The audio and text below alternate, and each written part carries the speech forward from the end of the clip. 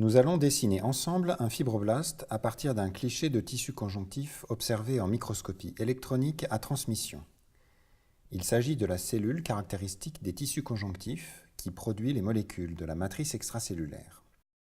Sur notre feuille, on délimite d'abord un cadre au crayon de papier correspondant à la zone sur laquelle nous allons nous concentrer. Ce cadre doit avoir une taille raisonnable pour bien voir les détails de votre dessin. La cellule est délimitée par une membrane plasmique qui sépare le milieu intracellulaire du milieu extracellulaire. En fait, la membrane est un espace clos. Non, la cellule n'est pas isolée de l'extérieur car il existe des échanges avec l'extérieur qui sont très régulés. Mais la membrane plasmique se représente par un trait continu. Attention donc à bien fermer votre trait. Comme cela, Oui, c'est ça. mais la membrane plasmique est une bicouche lipidique. On ne voit pas ces deux couches. Non, il faudrait une résolution beaucoup plus grande. La membrane plasmique est donc représentée par un seul trait, même si elle est composée chimiquement de protéines et de deux couches de phospholipides. Voyons d'abord l'extérieur. Le milieu extracellulaire correspond à l'espace à l'extérieur de la cellule. Ici, il est composé de nombreuses macromolécules formant la matrice extracellulaire. À quoi correspondent les traits épais et pleins ainsi que les points noirs? Les macromolécules de la matrice extracellulaire peuvent être de nature fibrillaire comme les collagènes. Ces collagènes ont une structure pleine et non pas creuse. Ils apparaissent sous forme de gros points noirs denses aux électrons lorsqu'ils sont vus en coupe transversale. En coupe longitudinale, ces collagènes doivent avoir le même diamètre que ceux observés en coupe transversale. Dans la matrice extracellulaire, on trouve en plus du matériel fibrillaire, du matériel amorphe, c'est-à-dire non visible en microscopie électronique.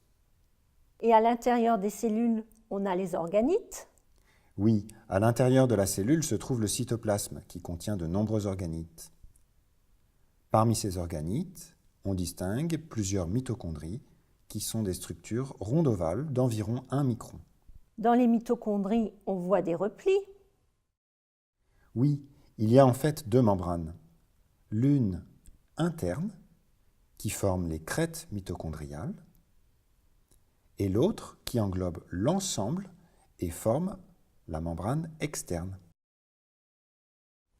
Enfin, on distingue également le noyau unique, lui aussi délimité par deux membranes. Là, on voit deux membranes.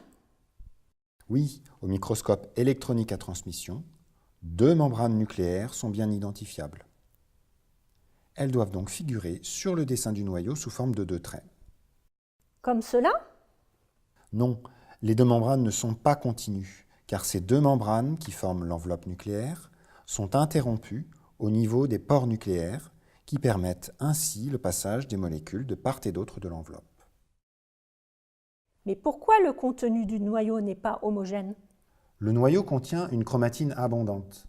Elle correspond à de l'ADN plus ou moins compact et associé à des protéines. L'hétérochromatine, compacte, apparaît très noire car elle est dense aux électrons. La chromatine peut aussi être sous forme débobinée et laisse donc passer les électrons. Elle apparaît dans ce cas claire et on l'appelle euchromatine. Attention, au niveau des pores, la chromatine est peu abondante, voire absente. C'est pour cela que je ne noircis pas au niveau des pores. C'est beaucoup plus clair maintenant. Je vais mettre les légendes, le titre et le grossissement, bien sûr.